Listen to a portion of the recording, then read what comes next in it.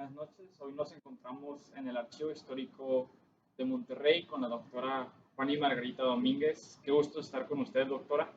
Muchas gracias por la invitación. Para mí es un honor que ustedes estén por acá, que me hayan invitado y gracias por estar en este recinto. No, el placer es nuestro. Venimos con muchas preguntas, muchas inquietudes de temas que consideramos de bastante relevancia. Y bueno, para ya entrar un poquito en materia, queremos iniciar con una pregunta que sabemos que es muy frecuente en las jóvenes generaciones ante un escepticismo, y es cómo saber que un documento histórico es verdadero y no una manipulación, ya sea del Estado, ya sea de ciertos grupos de interés. ¿Cómo tener esa certeza? Me encanta la pregunta porque efectivamente en la actualidad de pronto las nuevas generaciones son muy escépticas y tienen razón porque hasta los videos se manipulan. Sí, antes decían, yo lo capté, mira, no tengo un video, pero los videos se pueden manipular, las fotografías se pueden manipular, todo se puede manipular. ¿Cómo saber si un documento histórico es realmente histórico? eh, Pasa por ciertos procesos para autentificar ese documento. Dos de ellos son basados en el método científico. ¿A qué me refiero con esto? En una primera instancia es el papel del que están hechos o del material, el soporte, como le llamamos el archivo. ¿De qué está hecho? Si ese papel o ese soporte, ese papiro, ese material corresponde a la época que dice ser ese documento. Y ese soporte se pasa por diferentes filtros de acuerdo al método científico, carbono 14, vista con una lupa de mucho aumento, etcétera. Es decir, son muchos procesos. Ya cuando el documento sí es el soporte real, entonces se pasa al segundo punto, que es justamente la tinta. Esa tinta corresponde a la época, porque dependiendo de la época es la tinta que utilizamos. En la actualidad se pueden conseguir tinteros antiguos, pero realmente son tinteros modernos, es decir, tú compras, no sé, en alguna tienda un tintero antiguo que realmente no es antiguo, es con tinta actual. Entonces tú pintas o dibujas el trazo con un tajo y aparentemente ya es un documento antiguo, pero no, para nada. Entonces tú tienes que ver si la tinta dice, o tiene más bien los años que dice tener. Si es así, ya tiene otra palomita. Otro de los puntos es importante es ver justamente el contenido del documento. Ese documento tienes que tú analizar el contenido. ¿Corresponden los datos que manejan a las fechas que maneja el documento? No, pues que sí, genial. No, pues que no, entonces tacha grande. Entonces, a veces lo que maneja el documento no son muchos hechos conocidos, pero cuando tú los empiezas a investigar, empiezas a autentificar que efectivamente son hechos que sucedieron en la época que dice ser el contenido del documento. Y por otro lado también se tiene que analizar el vocabulario, la estructura gramatical del documento para poder autentificar que fuera en esa época. Ustedes no se dan cuenta, pero un ejemplo, si ustedes leen una carta de amor de sus papás, aunque diga lo mismo que ustedes le dirían a una persona, realmente utiliza un vocabulario completamente diferente. Empezando, los modismos que utilizamos, las palabras no son las mismas, se utilizan de manera diferente. Por ejemplo, en la actualidad nadie dice, no sé, ¿me permite cortejarla, señorita? Por decir algo, digo, es algo muy obvio. Y normalmente eso se utilizaba en otras épocas, y ahí está escrito. O cómo le decías que si quería ser tu novia. Casi creo que en la actualidad se dice, ¿se hace o no se hace? Entonces es diferente. Por eso es muy importante el vocabulario. Así de que un documento, cuando decimos que es un documento histórico, es porque ya pasó por todos esos filtros. Entonces, todo lo que tenemos acá son documentos históricos, han pasado por esos filtros. Agradezco bastante la respuesta. Creo que quedó muy concretizado cada punto del método histórico, porque bueno, muchas veces se nos olvida que la historia es una ciencia. Entonces, como que tener esa noción de, bueno, hay personas que se dedican a eso, que estudian, que investigan, bueno, ya es para mayor tranquilidad y pues darles esa confianza. Digo, sí es importante darla. Por otra parte, y entrando ya a la discusión de, propiamente de esta entrevista, de este diálogo, es la noción de los símbolos. Los documentos históricos, los documentos políticos tienen significado simbólico en la identidad de las naciones. Por tanto, quería preguntarle cuál es la importancia de los símbolos para la conformación de la identidad nacional, en este caso la mexicana. Pregunta se puede responder y es una pregunta muy importante también. La identidad se construye a través de símbolos, obviamente a través de otras de las instituciones y esas instituciones tienen símbolos. Por ejemplo, la identidad mexicana se construyó a través de las instituciones, en este caso la escuela, una de las instituciones, y en la escuela se nos empieza a poner un chip para que se comprenda el lenguaje actual. Es decir, se nos empieza a educar para sentirnos mexicanos, para tener ese sentido de pertenencia a. Y una forma de visualizar que yo tengo sentido de pertenencia a es la utilización de símbolos, la bandera, el himno nacional, ciertos documentos, como en este caso el Plan de Iguala el Acta de la Independencia, etc. Todos esos documentos, todos esos uh, ejemplos de símbolo, como de símbolos, son ejemplos justamente de elementos para poder fortalecer la identidad nacional. Y cuando hablamos de identidad nacional estamos hablando de tener ese sentido de pertenencia a la nación, que es diferente a patriotismo. Patriotismo es ese sentimiento que de pronto nos hace tener maripositas en el estómago, sentir bonito, ¡ay, qué lindo México! Patriotismo. No, pero cuando hablamos de identidad nacional estamos hablando de que sabemos que somos mexicanos, que de pronto comemos chile, que de pronto festejamos el 15 de septiembre, que también es un símbolo, que de pronto nos vestimos de verde, blanco y rojo, que de pronto tenemos una bandera que es con esos tres colores y sabemos que pertenecemos a un pueblo completamente diferente de todo el resto del mundo. Y eso obviamente va íntimamente ligado con el patriotismo, ese sentimiento que por ahí surge, y obviamente todo eso está manifestado en los símbolos nacionales. Díganme si no, ¿quién cuando ve la bandera, está no sé, en Timbuktu, en Quebec, en París, y de pronto ve por ahí pasar la bandera mexicana, que alguien trae, un chico o una chica trae una bandera mexicana, inmediatamente capta su atención y dice, compadre, primo, hey, mexicano, somos, aunque él esté en Yucatán, aunque él sea de Yucatán, tú dices, somos los mismos. O por ejemplo, estás en algún evento, en algún lugar, y de pronto alguien empieza a decir, bandera, bandera de México. Y tú, él empieza a repetir, es parte de ti, tienes el chip, la identidad nacional es el sentido de pertenencia a la nación. Y para eso, para conformar esa identidad, se utilizan los símbolos. Por eso son muy importantes. Me llama mucho la atención el comentario o la analogía que, bueno, no analogía, el ejemplo que realiza de estar en el extranjero y ver esos símbolos, porque pareciese que muchas veces dentro del país no manifestamos ello, pero ya estamos fuera y está como en la sangre. Es muy curioso el cómo aquí a lo mejor hay cierto rechazo, cierta apatía, pero pues estás en otro lugar y sale ese sentimiento. Bueno, es que tiene mucho que ver porque el país no es uno solo, o más bien el país es uno solo, pero México son muchos Méxicos, porque es muy compleja la cultura mexicana. Entonces, por ejemplo, el norte no nada más es uno, el norte son muchos nortes, el centro son muchos centros y el sur son muchos sur. Entonces, es tan diferente, somos tan diferentes. Es más, un ejemplo, cuando de pronto yo le pregunto a mis alumnos, ¿qué eres primero? ¿Mexicano o regiomontano? Estando aquí en Monterrey, la mayoría contesta, soy regiomontano. Aunque somos mexicanos, tú te sientes primero regiomontano. Ves el Cerro de la Silla y wow. Aunque vivas en San Pedro, aunque vivas en Escobedo, en Ciénaga de Flores, es el Cerro de la Silla, es mi identidad local. Y tengo costumbres idénticas aquí, regionales.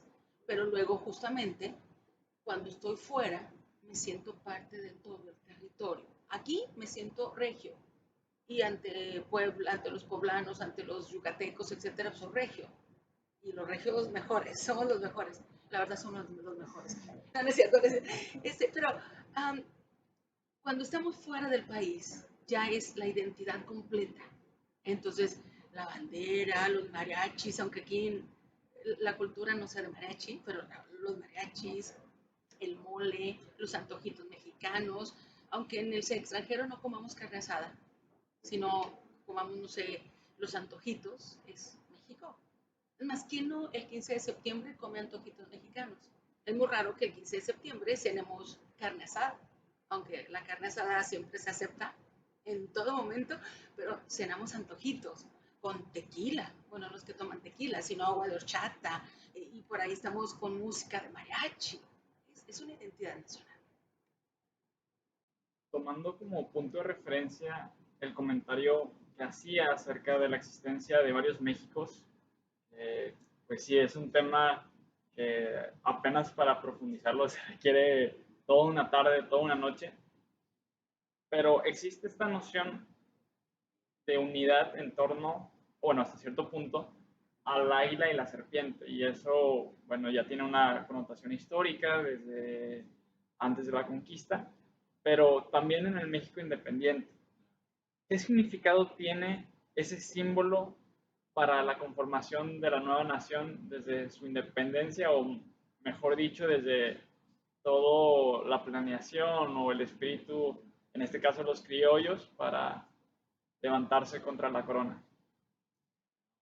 Es muy importante justamente porque estamos hablando de un águila y el águila no es cualquier ave.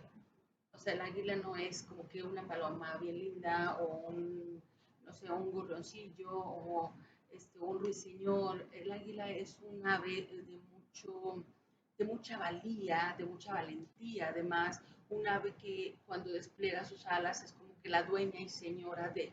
Entonces, recuerden por favor que siempre el ser humano busca simbolizar de alguna manera algunas características que admira o que quiere representar. Por eso en algunas culturas se utilizan los tótems, o por ejemplo en la Universidad Autónoma de Nuevo León se tiene, cada facultad tiene como que un animal que lo representa, los osos de mecánica, los elefantes de Facpia, etcétera. Es como una representación de lo que yo quiero tener o lo que yo tengo. En este caso, el águila se empieza a utilizar por los criollos definitivamente, y ellos están recuperando el águila que según la leyenda los aztecas tenían. Recordemos por favor que en la escuela primaria siempre se nos dijo que los aztecas estaban peregrinando desde Aztlán, desde el antiguo Aztlán, y de pronto llegaron al lago de Texcoco y vieron ahí en un islote un nopal, sobre el nopal un águila devorando una serpiente. Entonces ellos dijeron, wow, nuestro dios Huitzilopochtli, esa es la señal que nos dijo que vamos a tener, aquí nos vamos a poner. Las últimas investigaciones han dicho que no. De hecho, Eduardo Matos Moctezuma, un investigador muy importante a nivel nacional, él ya ha explicado esto. Es decir, definitivamente no vieron eso los aztecas, sino fue más que nada un acuerdo de uno de los señores de Texcoco que les permitió estar ahí en cierta parte de Texcoco. Pero ellos empiezan a recuperar el águila y lo toman el águila como símbolo. De hecho, parte de sus guerreros eran los caballeros águila, para que vean, porque el águila es valiente, el águila es un ave solitaria, pero es un ave que defiende a lo suyo, es un ave guerrera prácticamente. Entonces, recordemos que los criollos en la independencia están manejando el nacionalismo, ideas nuevas de ellos mismos que se le llama nacionalismo criollo. Y dentro del nacionalismo criollo, uno de los puntos es la exaltación del pasado azteca. Entonces, al momento de que exaltan el pasado azteca, empiezan a recuperar también lo que es el águila. Y si ustedes se fijan en los planes de Iturbide y en los documentos de Iturbide se representa el águila, de pronto el águila con las alas extendidas, no como ahora aparece en el símbolo nacional, pero aparece con el águila con las alas extendidas. Por eso Iturbide lo va a estar utilizando. De hecho, si ustedes se fijan, nos guste o no, para la historia nacional, Iturbide es el que consuma la independencia. Y digo, nos guste o no, porque se nos ha olvidado Iturbide. Iturbide es muy importante. Y a Iturbide le debemos también, número uno, la consumación de la independencia. Y número dos, el que ponga a este territorio el nombre de México. Ya no se habla más de Nueva España, se habla ahora sí de México. Y México representado por el ejército, las banderas de las tres garantías, o sea, los tres colores, y un águila con las alas extendidas, pero es un águila. El águila que representa ese pasado glorioso azteca que está recuperando. no nada más en el águila, sino también en el nombre, México.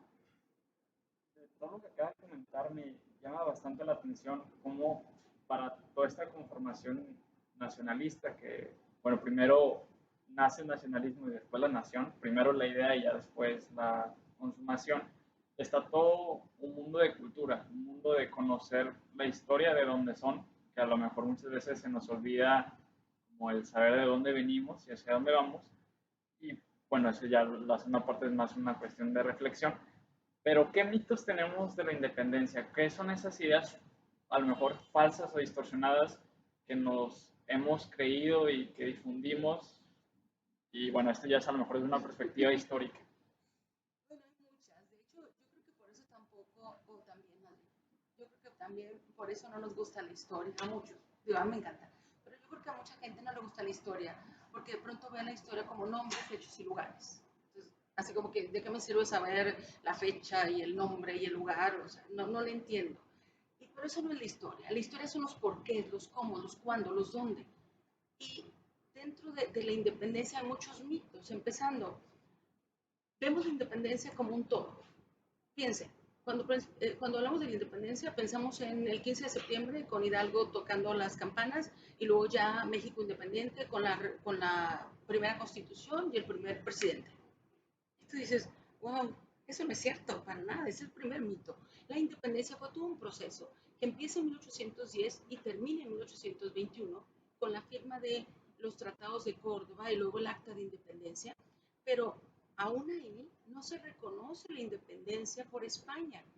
Hubo intentos de reconquista en el 1829 y es reconocida por España hasta 1836. Es decir, vemos un proceso de 1810 hasta 1836, o sea, no es tan simple.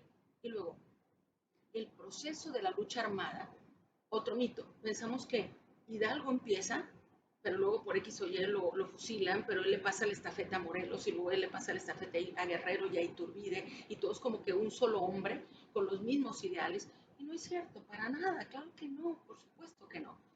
¿Qué es lo que sucedió? Que son tres movimientos diferentes, son movimientos distintos, que si bien es cierto que Morelos e Hidalgo se conocían y Morelos quiso estar por ahí con Hidalgo, Hidalgo de alguna manera lo manda a que él esté por acá, por el sur del país, en Guerrero, pero no le pasa la estafeta. El movimiento de Hidalgo, que es otro mito además, es un movimiento sin planeación.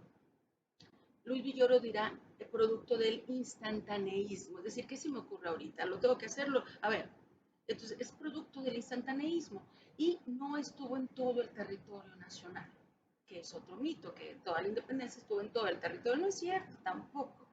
Entonces, Hidalgo está desde septiembre de 1810 a marzo de 1811, unos meses, y lo atrapan y lo fusilan en julio.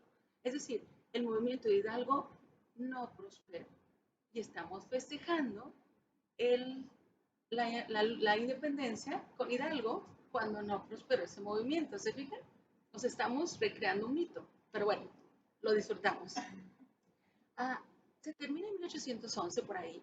La insurrección de Morelos como que no tiene mucho por ahí nada, y del 11 al 13 son pequeñas rebeliones por ahí, hasta que se organiza otra vez Morelos, y ahora sí es una parte donde él organiza la independencia, donde hay planeación, donde hay inclusive la constitución de Apatzingán, donde está el plan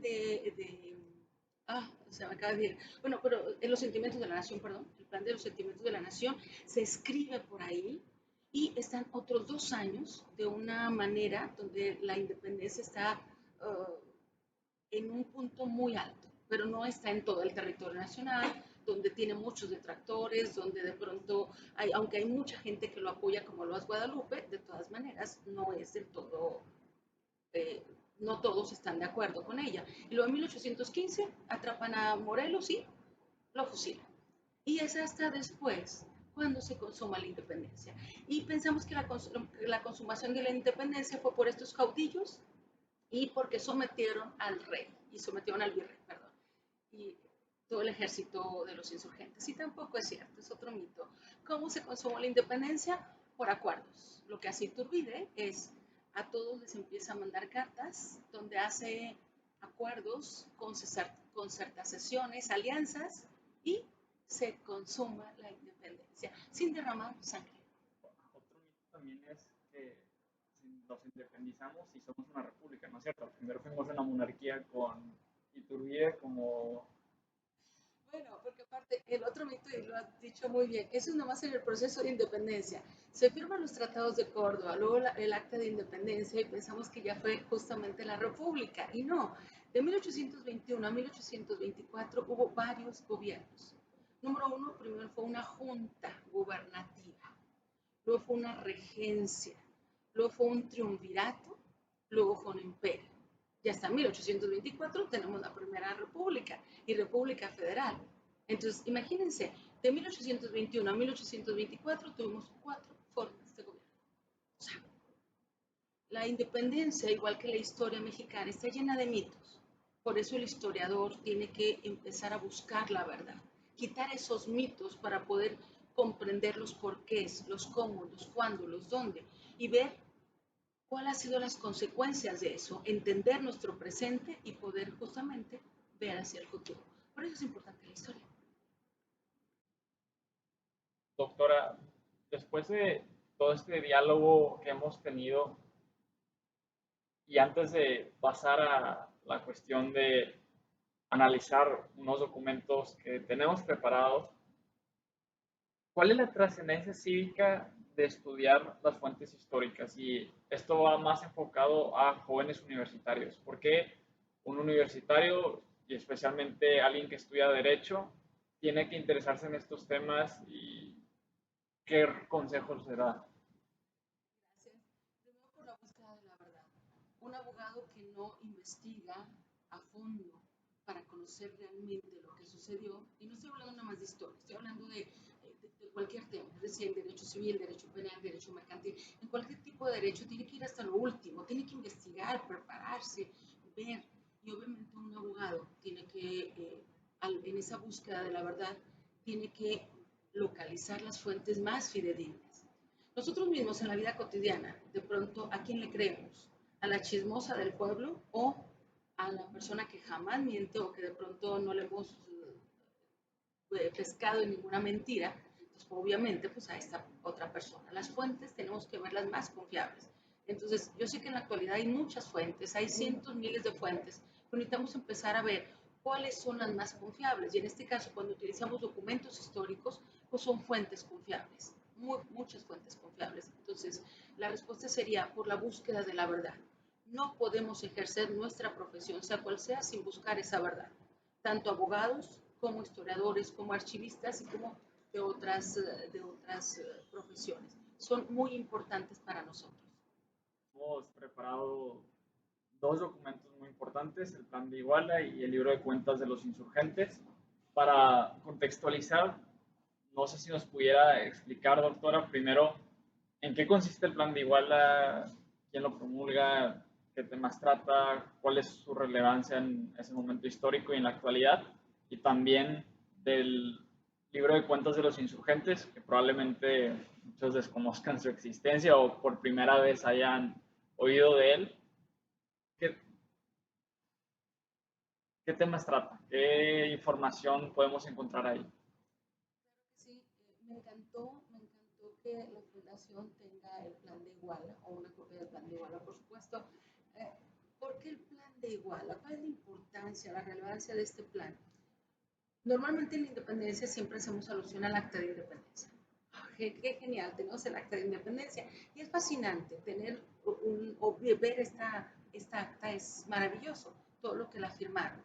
Pero esta acta de independencia está basado o es como que ya nada más la fotografía de los tratados de Córdoba. Los tratados de Córdoba, recordemos que se firman entre don Juan de Onojú, que es el último virrey de la Nueva España, e Iturbide. En ese plan o en esos tratados ya se autoriza o se reconoce la independencia de México. Pero como ya dije, bueno, la independencia no de España, perdónenme, pero como ya dije, eso no lo va a ratificar España hasta 1836. Y sin embargo, siempre olvidamos el plan de Iguala. Y digo siempre lo olvidamos porque el plan de Iguala, este documento olvidado, es el que le va a dar el sustento jurídico, la base para los tratados de Córdoba. El acta de independencia es como que ya nada más la fotografía de ya lo firmamos, qué padre, ya somos independientes. Pero los tratados de Córdoba, justamente esos tratados están basados en el plan de Iguala. Entonces, yo podría decir que en lo histórico y en lo jurídico, el documento donde se fundamenta la independencia mexicana es el plan de Iguala. Este plan fue emitido por Agustín de Iturbide el 24 de febrero de 1821, bueno, eso ya lo saben, pero déjame decirle la fecha, 24 de febrero de 1821, y en este plan es lindísimo porque hace un llamado a todos los americanos. Cuando hablamos de americanos, estamos hablando de todos los que habitan en Nueva España, pero que habitan acá y que son miembros, o más bien, que han nacido acá. Pero si hay españoles que también quieren este territorio, entonces son americanos. Entonces, por primera vez se les llama americanos como que a todos los que están queriendo estar en este continente, en este territorio. Entonces eso es fantástico. Pero otra de las cosas que me parece muy, muy lindo respecto a que hable de americanos es de que por primera vez ya no se habla de castas, no se habla de castas, no se habla de razas, no se habla de españoles, de criollos, de mestizos, de indígenas, de negros, se habla de americanos. Entonces en este plan de Iguala, están haciendo iguales a todos. Todos son americanos, ya todos los llama para hacer justamente la independencia. Y en este plan justamente se empieza a pensar cómo sería esa independencia de España, que realmente no es una independencia, es quitarse de encima como que el gobierno español de los peninsulares acá, o sea, el gobierno español peninsular que están aquí en Nueva España, pero seguir en contacto con España y bajo la tutela de España.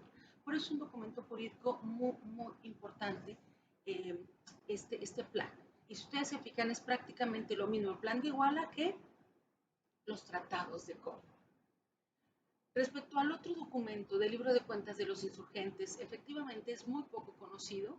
De hecho, nosotros tampoco lo conocíamos hasta que entramos aquí al archivo histórico y lo descubrimos. Y todavía hay muchas dudas. ¿Cómo llegó aquí al archivo? ¿Qué es lo que contiene? Este libro, sobre todo, son las partidas, los dineros, las entradas y salidas de los dineros de los insurgentes, pero no de todos los grupos, sobre todo el grupo que estaba en Aguascalientes, bajo el mando de Rafael Iriarte. Rafael Iriarte en noviembre, más octubre de 1810 toma Aguascalientes y ahí se queda por muchos meses, o apoya mucho a Hidalgo, por supuesto, y no dudo que haya estado en contacto con Hidalgo a través de los dineros. Entonces ahí son las partidas, entradas y salidas, quienes donaban, en qué se utilizaban los dineros, etcétera. Por eso es un documento que vale la pena recuperar e investigar un poquito más. Yo tengo muchas dudas, ¿eh? He leído este documento y tengo muchísimas dudas. Quieren, porque en cierta parte menciona muchos personajes. ¿Quiénes eran estos personajes? ¿Qué hicieron estos personajes? Y luego, ¿qué pasó con el dinero que quedó? Porque todavía quedó mucho dinero. Por ejemplo, una de las partidas que les dan son 200,000 pesos. Si ahorita es una cantidad respetable, imagínense en ese momento tener 200,000 pesos oro. ¡Wow! ¡Qué genial!, ¿no? ¿Qué se hizo con ese dinero? ¿Se lo quedaron los realistas? Y si es así, ¿quién de los realistas se quedó? Ah, otra duda que tengo es cómo ese libro llegó aquí al archivo. ¿Quién lo trajo? Porque digo, de Aguascalientes a Monterrey hay muchos kilómetros de distancia. Entonces, este libro vale mucho la pena investigar al respecto y profundizar. Y es el momento para darlo a conocer a toda la comunidad de la Libre de Derecho.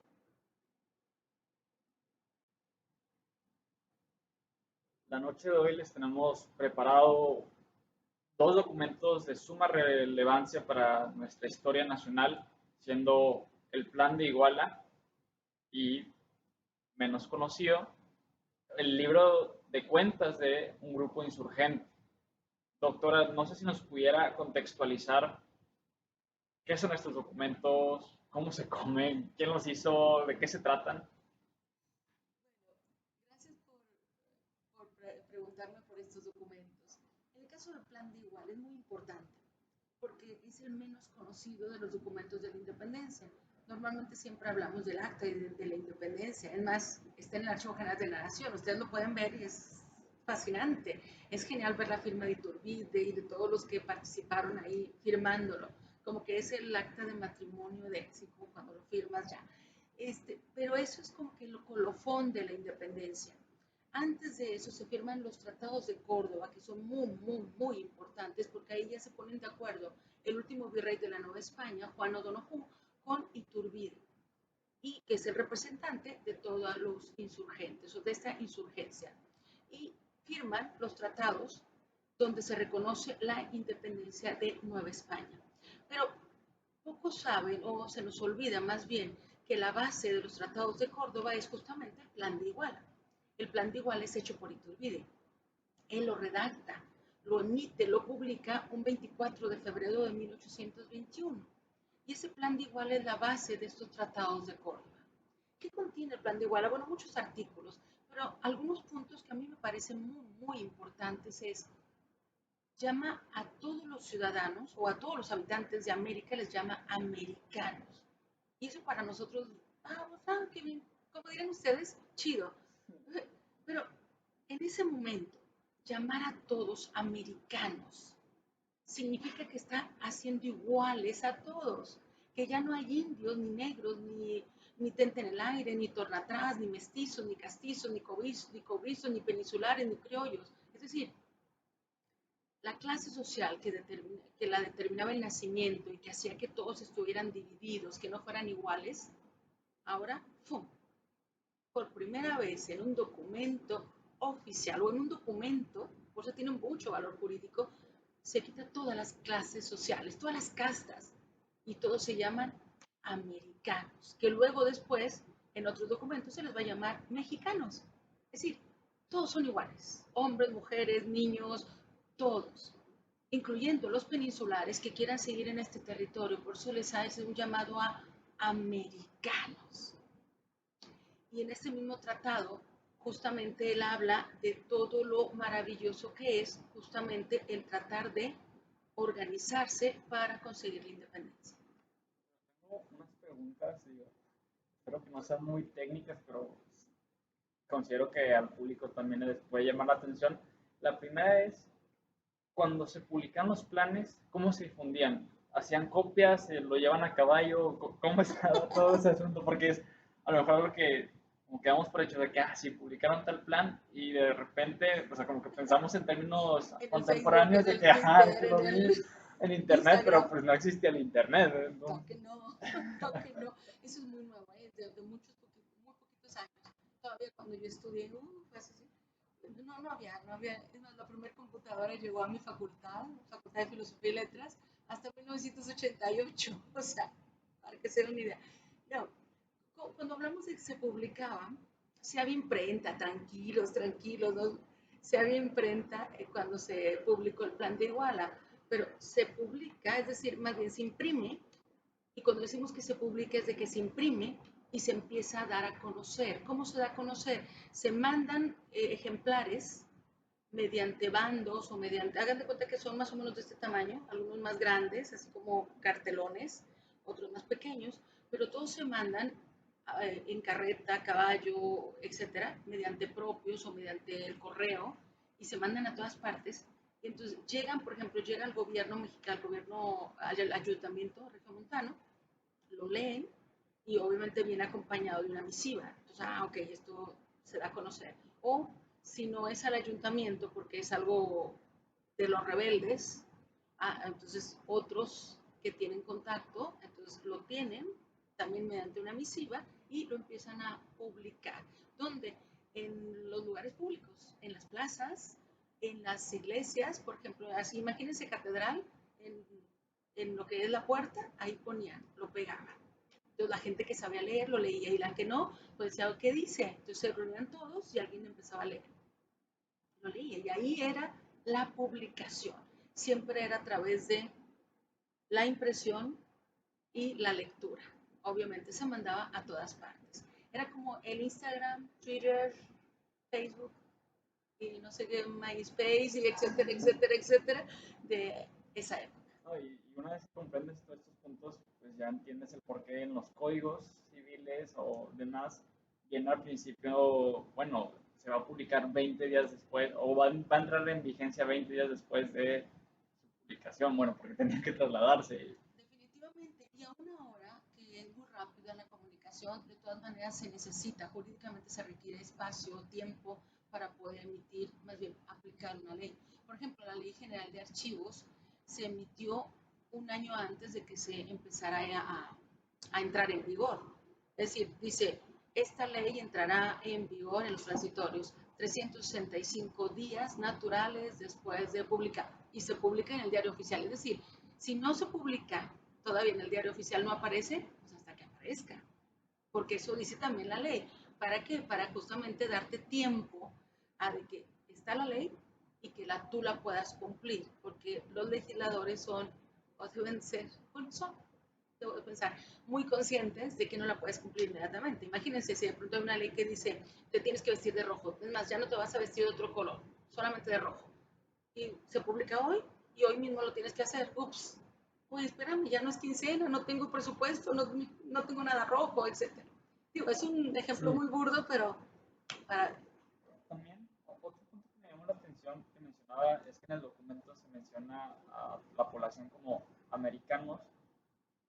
A lo mejor, digo, esto es a lo mejor una pregunta más, no tricky, pero que a lo mejor no tengamos la información suficiente para responderla, pero ¿el término americano fue primero utilizado aquí en México o en Estados Unidos? Porque pareciera que ahorita la concepción es, bueno, piensas en América y ya, Estados Unidos, en el resto del mundo, que es como esa etiqueta que ya se difundió, bueno, nosotros también somos del continente americano, entonces no sé si cuando hace ese comentario es el primero que lo realiza o ya se había utilizado antes con nuestros vecinos. Estás brillante, Daniel, con las preguntas. De hecho, los estadounidenses se adueñaron del término americano, porque el término americano es justamente todos los habitantes de América. Entonces, cuando Estados Unidos se hace la independencia, ellos están hablando de, si ellos no hablan tanto de americanos, ellos están hablando justamente como que nosotros, los puritanos, nosotros queremos quitarnos de encima a los ingleses.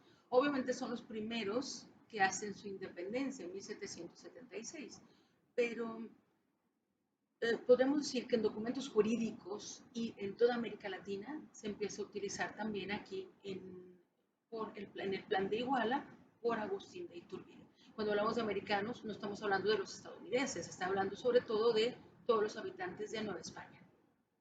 Que Nueva España, recordemos en ese momento, también es Centroamérica. ¿Okay? O sea, no nada más es México lo que ahora será México, es todo ese territorio, parte de Estados Unidos, todo México y parte de Centroamérica, todo eso es Nueva España. Entonces, cuando Iturbide habla de América, está hablando de todo ese territorio, pero también habla de Américas en ese documento, porque está hablando de toda la demás, el resto de América hasta la Patagonia, porque están en ese proceso también de independencia. Los colores pues, nacionales, verde, blanco y rojo, han tenido diferentes significados a lo largo de la historia.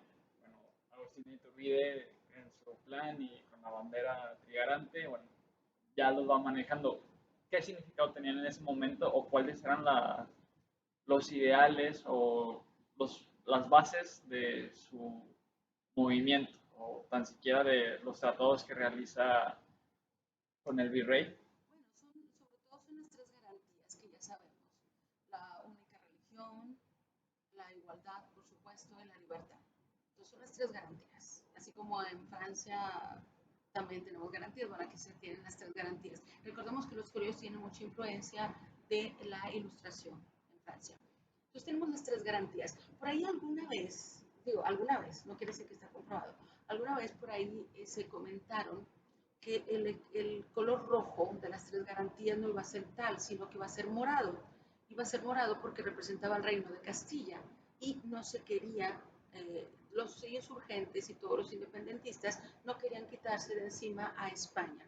Por eso victorian a Fernando VII y por eso estar queriendo que el rey español venga a gobernar, igual que un miembro de la familia real, tanto en los tratados de Córdoba como en el plan de Iguala. Entonces, por ahí hay una sospecha que en lugar de color rojo iba a ser color morado. No está comprobado, Pero hablemos de los tres colores. Entonces, los tres colores significan las tres garantías. Y una de ellas me parece muy importante porque va a ser uno de los puntos que se va a estar marcando todo el gobierno mexicano en la primera mitad del siglo XIX, que es religión única. El blanco no significa la pureza, ahora es otro mito. Nos dicen que el blanco significa la pureza de México. No, no, no, no, no. En ese momento representa la única religión, porque en ese momento también la población requiere como que necesitamos algo que nos sustente, que sea divino. Ah, pues, ¿sabes qué? No vamos a quitar la religión, tranquilo, no nos vamos a convertir en otra, vaya, en ninguna otra religión, va a ser católica. Entonces va a ser unión entre la iglesia y el Estado con la religión católica, religión única, por eso el color blanco. Entonces, eso es fundamental en los primeros años del México independiente. De hecho, la primera constitución, la segunda constitución o la reforma a la constitución es en 1824-1836 van a ser constituciones donde dicen la única religión permitida es la católica. Y eso es genial, digo es genial porque ven cómo va evolucionando cuando viene la tercera constitución o segunda constitución, dependiendo de cómo lo quieran ver, 1857, donde dice, para nada, que es fascinante. Yo, hasta cierto punto, ¿no? Porque hay libertad religiosa, pero se da preferencia a... No, en la del 57 no, en la del 57 es separación completa y en la otra no hay, es decir, solamente la única religión permitida es la católica y si no eres católico, con todo el dolor de mi corazón, tú eres delincuente. O sea, así están las cosas en la primera mitad del siglo XIX. Es hasta el 57 que ahora sí, ¿sabes qué? Separación iglesia y Estado. Estoy hablando de la ley y en la práctica, ustedes saben, es otra cosa, pero se separa completamente. Pero hablemos que la libertad de pensamiento, donde ya se establece la libertad de ejercer otra religión, no es en 57, es hasta el 60, diciembre del 60, prácticamente 1861. Es decir, no tuvimos libertad de cultos hasta 1860 en ley. 1860, de tal manera que si tú practicabas otra religión, delincuente. Y no había cementerios que no fueran católicos, no había otras iglesias que no fueran católicas, no había nada que no fuera católico. Pero les cuento algo, en Monterrey sobre todo, me encanta Monterrey. En Monterrey van a pasar dos cosas. Hay por ahí un documento histórico de 1840 y tantos, donde el ayuntamiento regiomontano acepta y aprueba que un extranjero inglés no nada más se queda a vivir acá, sino que ejerza su religión. Eso es muy vanguardista, porque a nivel nacional no se permite que haya otra religión que no sea la católica. ¿Se fijan? Y luego, la primera ciudad a nivel Latinoamérica donde por primera vez tiene una iglesia protestante es Monterrey. Es Monterrey y con todo el permiso del gobernador del estado, que en ese momento es Santiago Vidaurre. Entonces, Monterrey vanguardista. Primer ejercicio de la libertad de cultos con la aparición de una iglesia no católica, Monterrey, Nuevo León. Qué genial, ¿no? Interesante, no sabía todos estos datos que a lo mejor como que se tiene cierta imagen, como cierto estereotipo de Monterrey y bueno, cuando ya conoces mejor los datos históricos, dices, ok, no es tal cual como me lo han platicado. Y ya por último de este tema de la plan de Iguala, ¿cuál fue la recepción que tuvo? Digo, sobre todo en los grupos insurgentes, ¿la apoyaron? ¿Hubo división? De hecho, Iturbide, por eso hay que recuperar Iturbide, la figura de él. Recuerden, en la historia no hay héroes ni villanos, malos ni buenos, no hay nada de eso. Se nos ha o hemos creado una historia de bronce donde ponemos a todos los personajes o en el bando de los héroes o en el bando de los villanos, pero eso no es cierto. Todos son hombres y mujeres que tuvieron diferentes acciones. En el caso de Iturbide, le ponemos en el ámbito de los villanos y para nada les dijo, no es villano ni es héroe, es un ser común y corriente que tuvo diferentes acciones. Y en el caso de Iturbide fue una persona que supo aprovechar el momento que estaba viviendo. Él lo que hace es empieza a convencer a todos con cartas. Si ustedes pudieran leer las cartas que maneja Noboella, que es el jefe del ejército realista, al conde del Venadito, el virrey de la Nueva España, a Guerrero, a los obispos y arzobispos, a todas las clases sociales, esas cartas, esas misivas, epístolas que les da, wow, te convencen. Porque él justamente está hablando de lo maravilloso que es, unidos todos, conseguir justamente un gobierno americano. Y entonces a cada uno le dice lo que va a hacer, a cada uno en particular. Todas son diferentes y a todos los convence. Entonces en este caso Iturbide lo que hace es aprovechar a cada uno de los elementos, a cada uno de los personajes. Él les habla con el lenguaje que ellos necesitan y logra lo que nadie ha logrado. Logra que todos digan sí al proceso de independencia, incluyendo Guerrero. De hecho, a Guerrero prácticamente le dice, o te alías conmigo o te alías, porque si no, te destrozo completamente. Y Guerrero se alía con él. Y entonces él es el gran triunfador en este plan de Iguala. Por eso este plan de Iguala tuvo mucha aceptación. Ese plan de Iguala con las cartas que manejó Iturbide. Yo creo que, más bien, no creo, necesitamos recuperar al personaje de Iturbide. Y lo más lamentable es que Iturbide muere de una manera... Regresa, ¿no? O sea, se exilia, regresa, lo concilia. Pues que 1824, él se va un poco antes, pero el Congreso de la Unión decide que Iturbide es un enemigo a la nación. Entonces dice, en el momento que él pise tierra, es fusilado. Pero él no lo sabe, él está en Europa, es más, en Europa, si ustedes analizan y estudian su vida, él pasó hambres, pasó miserias. Ustedes dirán, sí, pero estaba en Europa. Pero era diferente ahorita. Él se va y está como muy pobre en Europa, de pronto sus hijas no tienen guantes, bueno, ¿para qué les cuento? Pero bueno, Iturbide no sabe, porque nadie le dice qué es lo que está pasando acá en México, y no le dicen que está considerado como un traidor. Entonces de pronto él viene tratando de ayudar a México y uno de sus amigos le pide que baje del barco. Viene con su esposa embarazada. Ana María Huarte está embarazada de él. Entonces viene en el barco y él hace como que, bueno, ahorita vengo, mi amigo me dice que venga por acá, en Tamaulipas. Baja y lo reconocen porque él es un gran jinete. Entonces lo reconocen, lo atrapan, ya no lo dejan despedirse de su esposa y lo fusilan. Es terrible, terrible, terrible. Él prácticamente nunca supo que lo habían condenado a muerte. Obviamente, si hubiera sabido, pues no viene. Por eso digo, hay que recuperar la figura de Iturbide, porque Iturbide es un personaje muy, muy importante y hay que darle también el honor que merece, porque a él le debemos el nombre de México, a él le debemos la consumación de la independencia. El surgimiento de México como país se lo debemos a Agustín de Iturbide.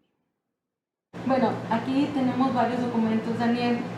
Nos vamos a centrar en este libro de cuentas de los insurgentes, pero quise mostrarles otros pequeños tesoros que tenemos aquí en el Archivo Histórico de Monterrey, como las cartas de Fray Servando Teresa de Mier. Ustedes sabrán que es uno de los precursores de la independencia y que nació aquí en nuestra ciudad. De hecho, muy cerquita de donde estamos aquí, ahí nació. Estas son unas cartas que tenemos. Estos son justamente las primeras actas de cabildo. Imagínense, estas actas de cabildo fueron tomadas en sus manos y firmadas por Diego de Montemayor, Diego Díaz de Berlanga, por Diego Rodríguez y otros de los primeros pobladores de la ciudad. Estamos hablando que es por ahí de 1600. Imagínense, para que vean un poquito, las firmas de Diego de Montemayor.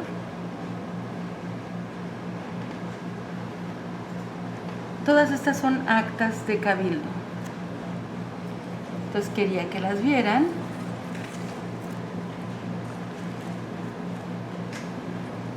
Las cartas de Fray Servando Teresa de Mier. Aquí tenemos la firma. Otro personaje que hay que rescatar. Uy, sí, definitivamente, porque Fray Servando Teresa de Mier es fascinante.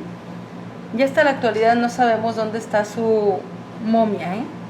Su cuerpo se perdió. Su cuerpo se momificó naturalmente, es decir, lo entierran luego después se momifica naturalmente por la tierra, la forma de la tierra o los elementos de la tierra, y luego se saca junto con otras momias y se va a perder después de haber estado por ahí en circos y demás. Hasta la actualidad no sabemos dónde está. Parece ser que naufragó, pero ¿dónde está? No sabemos. Este es el libro de cuentas de los insurgentes. Si ustedes se fijan, está en cuero. ¿Qué nos puede decir de este documento? Así como a grandes rasgos, ¿es de cierto grupo en específico de insurgentes? ¿Qué tiene dentro? Este libro de cuentas lo descubrimos cuando entramos aquí al Archivo Histórico de Monterrey. No sabemos cómo llegó acá. Digo, no sabemos porque los insurgentes Hidalgo y compañía no vinieron aquí a Monterrey. Lo más cercano fue Saltillo y luego los aprenden en la Catita de Baján. Es aquí en Coahuila. Y aquí tenemos este libro de cuentas. Cuando nosotros empezamos a revisar, nos dimos cuenta que eran las partidas de entrada y salidas de un grupo de los insurgentes. Si ustedes se fijan, está fechado en Aguascalientes en octubre 25 de 1810. Y aquí dice quién lo lleva, es el capitán comisionado, y al final nos dice al mando de quién estaba, o bajo el mando de quién estaba, y va a ser justamente al mando del coronel Rafael Iriarte. Si ustedes se fijan, son varias hojas.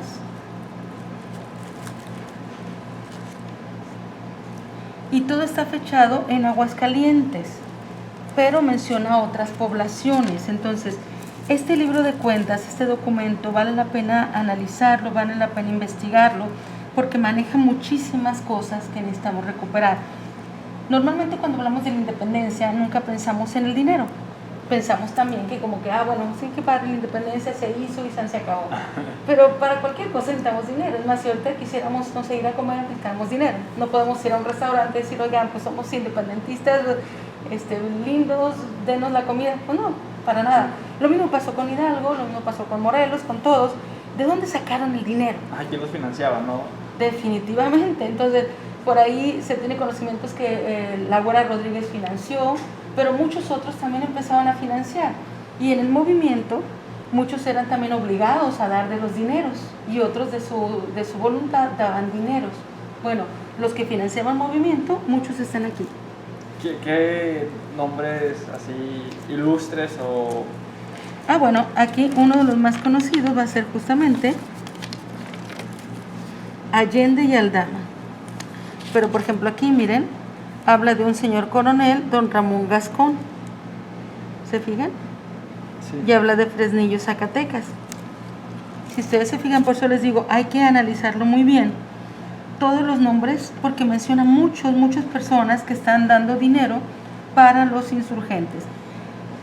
Sobre todo este libro de cuentas, es de un grupo de insurgentes que se quedan en Aguascalientes al mando de Rafael Iriarte, el coronel Rafael Iriarte, pero que está apoyando a Hidalgo, mientras Hidalgo está yéndose a Guadalajara, a Michoacán, a diferentes partes.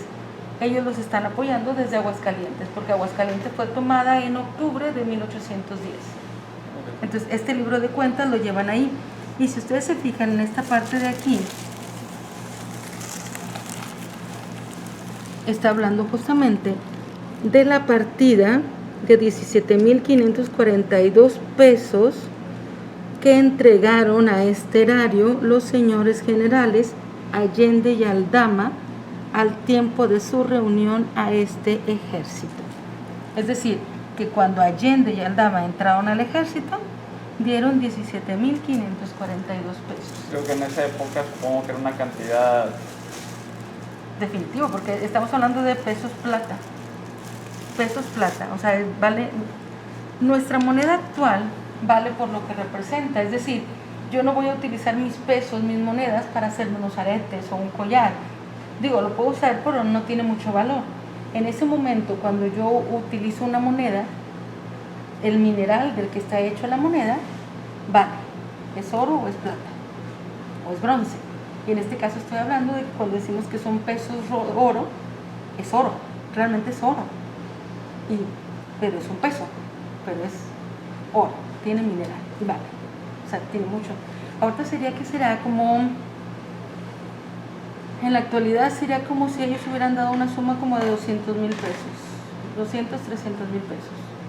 Imagínate, $250,000 para entrar a un movimiento donde tú vas a estar arriesgando tu vida. Están muy convencidos.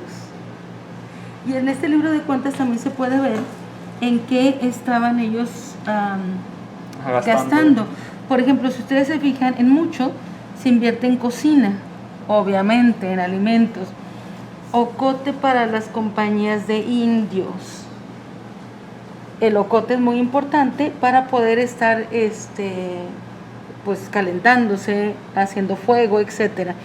Pero también hablan de composturas y demás menudos gastos, o sea, gastos pequeños. Normalmente todo es para ocote, para gastos de cocina, para correos, para gratificación. Y hay unos muy interesantes que es donde ellos también dicen, el que lleva el libro de cuentas dice, y dimos tanto dinero para que les aventaran de los balcones a los indios. O sea que era una manera también de congraciarse con la población. Lo mismo va a ser Hidalgo en otras partes de la República. Doctora, le queremos dar las gracias por la oportunidad única de permitirnos estar en el archivo, de conocer todos los documentos. Sé que a muchas, y me incluyo, personas nos han cambiado el pensamiento en este ratito de diálogo de una manera muy, muy positiva. El verdaderamente conocer la historia, qué fue lo que sucedió. Y bueno, ahorita vamos a tener oportunidad de preguntas del público, entonces esperemos que las estén escribiendo para que la doctora nos ilumine. Muchas gracias por esta invitación. Yo fascinada de hablarles de esto. Hay mucho todavía que hablar, así que si tienen dudas, por favor, pónganlas en el chat. Y si quieren consultar el Archivo Histórico de Monterrey, también ahorita ponemos la liga para que cualquier cosa que quieran del archivo, se lo damos. Gracias.